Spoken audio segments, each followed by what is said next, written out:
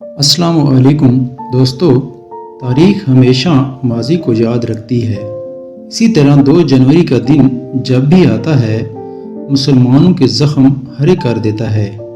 یہ وہ دن تھا جب اسپین میں مسلم اقتدار کا سورج ہمیشہ کے لیے ڈوب گیا تھا اور ان کی آخری ریاست غرناطہ پر بھی عیسائیوں نے قبضہ کر لیا تھا۔ اس واقعے کو سقوط غرناطہ کے نام سے یاد کیا جاتا ہے۔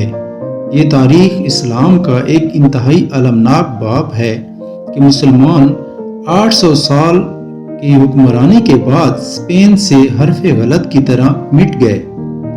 آج سقوط غرناطہ کو 530 سال مکمل ہو گئے ہیں، مگر یہ مسلمانوں کے لیے آج بھی ایک رستہ زخم ہے۔ دوستو، یورپ کے اس خطے پر مسلمانوں نے کم و بیش 7 سے 800 سال حکومت کی۔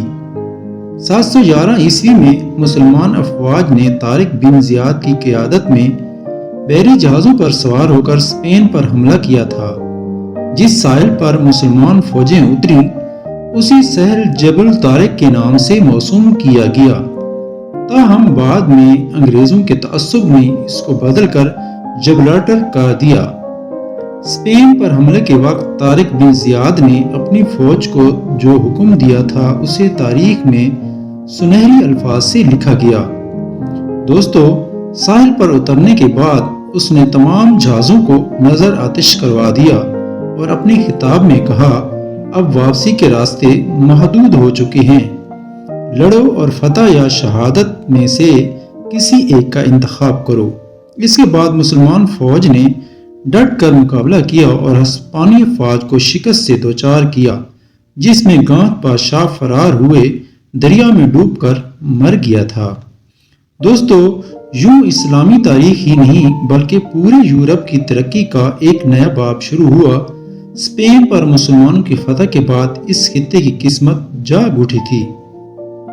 دوستو، اسپین میں مسلمانوں کے زوال کے بعد 300 سال تک جرمنی، اٹلی اور فرانس کے شاہی درباروں میں مسلمانوں کی تدوین کردہ کتب یورپی زبانوں میں ترجمے ہوتے رہے۔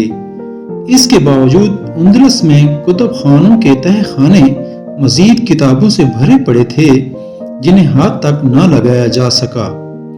سقوط غرناطہ کے وقت اسپین میں غرناطہ کے آخری مسلم حکمران ابو عبداللہ نے تاج کشتالہ اور تاج ارغانون کے عیسائی حکمرانوں ملکہ ازبیلا اور شاہ فردیننڈ کے سامنے ہتھیار ڈال دیے اور اس طرح اسپین میں صدیوں پر محیط عظیم مسلم اقتدار کا ہمیشہ کے لیے خاتمہ ہو گیا۔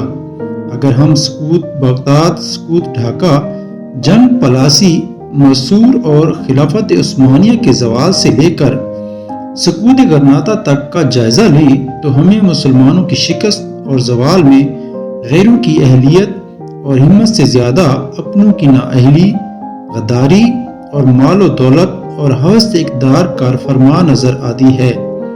دوستو، سقوط غرناطہ کی بھی بنیادی وجہ مسلمانوں کی باہمی رنجش اور اقتدار کا لالچ تھی۔